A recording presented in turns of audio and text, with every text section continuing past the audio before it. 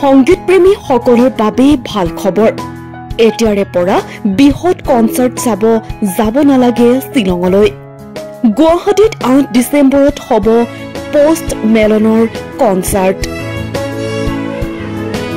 অসমত কনসাৰ্ট ইকনমিক লৈ মুখ্যমন্ত্ৰীৰ গুৰুত্বপূৰ্ণ সিদ্ধান্ত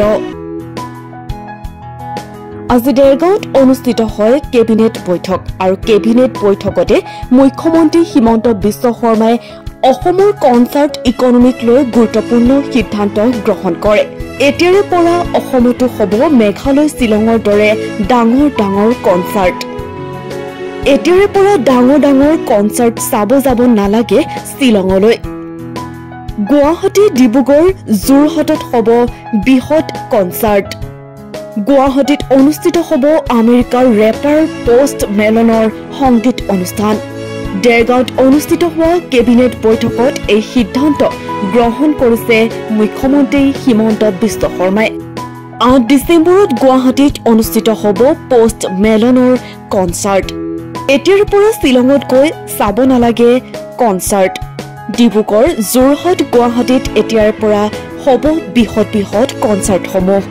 কেবিনেট বৈঠকত এই সিদ্ধান্ত এতিয়া গ্ৰহণ কৰিলে মুখ্যমন্ত্ৰী হিমন্ত বিশ্ব শৰ্মাই আজি আমাৰ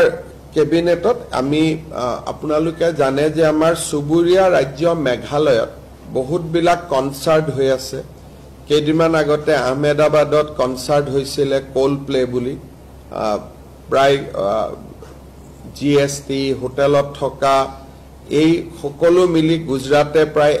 এটা কনসাৰ্টতে 600 কোটি টকা উপাৰ্জন কৰা বুলি বাতৰি কাকতত এটা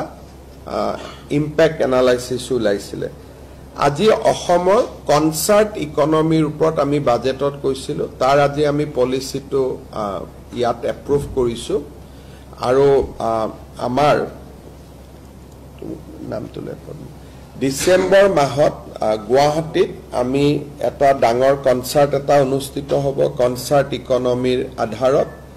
আৰু কনসাৰ্ট ইকনমিৰ ভৱিষ্যতৰ ভেনু হিচাপে গুৱাহাটী ডিব্ৰুগড় আৰু যোৰহাটক আমি আজি কেবিনেটত অনুমোদন দিয়া হৈছে অৰ্থাৎ যি কোম্পানী কনসাৰ্ট অসমত অনুষ্ঠিত কৰিব আহিব তেওঁলোকক আমি তিনিটা স্থানত কনসাৰ্ট অনুষ্ঠিত কৰিবৰ বাবে আমি ইনস্পায়াৰ কৰিম এটা হল গুৱাহাটী এটা ডিব্ৰুগড় এটা যোৰহাট গুৱাহাটীত ইতিমধ্যে ডিসেম্বৰ মাহত এটা ডাঙৰ কনসাৰ্ট আহিব আমি ভাবো যে মেঘালয়ৰ লগত আমি এটা সুস্থ প্ৰতিযোগিতা এটা কৰিব পাৰিম নহলে গোটেই কনসাৰ্ট ইকনমিটোত অসম সম্পূৰ্ণৰূপে ইমান দিনে বাদ পৰি আছিল কনসাৰ্ট ইকনমিৰ কথা কলো বিশেষকৈ ইয়ং জেনাৰেশনে খুব ভাল পাব পোষ্ট মেলনে বুলি এটা ডাঙৰ কনসাৰ্ট গ্ৰুপ আছে 8 ডিসেম্বৰত তেওঁলোকে গুৱাহাটীত আহি পাৰফৰ্ম কৰিব আজি আমাৰ যেটো কনসাৰ্ট ইকনমি আমি এপ্ৰুভ কৰিলো তাৰ প্ৰথম ৰিজাল্টটো হল যে 8 ডিসেম্বৰত পোষ্ট মালনে আহিব আদাৰৱাইজ তেওঁলোক শিলঙতে যায় এবাৰ গুৱাহাটীত হ'ব আৰু খনিকৰ আদি ষ্টেডিয়াম যোৰহাট হৈ গলে লাহে লাহে আমি যোৰহাট ডিব্ৰুগড়টো লৈ যাব পাৰিম বাট post মালনে show on 8 December in Guwahati is confirmed আৰু এটো কি আমেৰিকান ৰক বেণ্ড হয় দ্বিতীয়তে আজি আমাৰ কেবিনেটত আমি আপোনালোকে জানে যে আমাৰ সুবুৰীয়া ৰাজ্য মেঘালয়ত বহুত বিলাক কনসাৰ্ট হৈ আছে কেইদিনমান আগতে আহমেদাবাদত কনসাৰ্ট হৈছিল কোল প্লে বুলি প্ৰায় জিএসটি হোটেলত থকা এই সকলো মিলি গুজৰাটে প্ৰায় এটা কনসাৰ্টতে 600 কোটি টকা উপাৰ্জন কৰা বুলি বাতৰি কাকতত এটা ইম্প্যাক্ট এনালাইসিস ওলাইছিল আজি অসমৰ কনসাৰ্ট ইকনমিৰ ওপৰত আমি বাজেটত কৈছিলো তাৰ আজি আমি পলিচিটো ইয়াত এপ্ৰুভ কৰিছো আৰু আমাৰ নামটো লেখন ডিসেম্বৰ মাহত গুৱাহাটীত আমি এটা ডাঙৰ কনসাৰ্ট এটা অনুষ্ঠিত হ'ব কনসাৰ্ট ইকনমিৰ আধাৰত আৰু কনসাৰ্ট ইকনমিৰ ভৱিষ্যতৰ ভেনু হিচাপে গুৱাহাটী ডিব্ৰুগড় আৰু যোৰহাটক আমি আজি কেবিনেটত অনুমোদন দিয়া হৈছে অৰ্থাৎ যি কোম্পানী কনসাৰ্ট অসমত অনুষ্ঠিত কৰিব আহিব তেওঁলোকক আমি তিনিটা স্থানত কনসাৰ্ট অনুষ্ঠিত কৰিবৰ বাবে আমি ইনস্পায়াৰ কৰিম এটা হল গুৱাহাটী এটা ডিব্ৰুগড় এটা যোৰহাট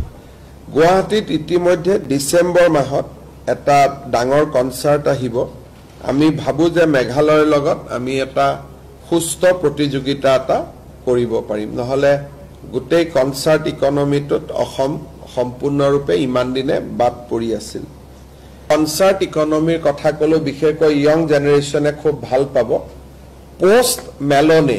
বুলি এটা ডাঙৰ কনসাৰ্ট গ্ৰুপ আছে 8 ডিসেম্বৰত তেওঁলোকে গুৱাহাটীত আহি পাৰফৰ্ম কৰিব আজি আমাৰ যেটো কনসাৰ্ট ইকনমি আমি এপ্ৰুভ কৰিলো তাৰ প্ৰথম ৰিজাল্ট হল যে 8 ডিসেম্বৰত পোষ্ট মেলনে আহিব আদাৰৱাইজ তেওঁলোক শিলংতে যায়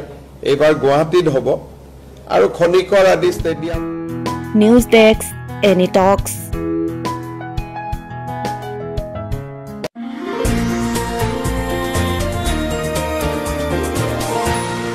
এনি টক্স হুতৰ বিপৰীতে ৰাইজৰ স্বাৰ্থত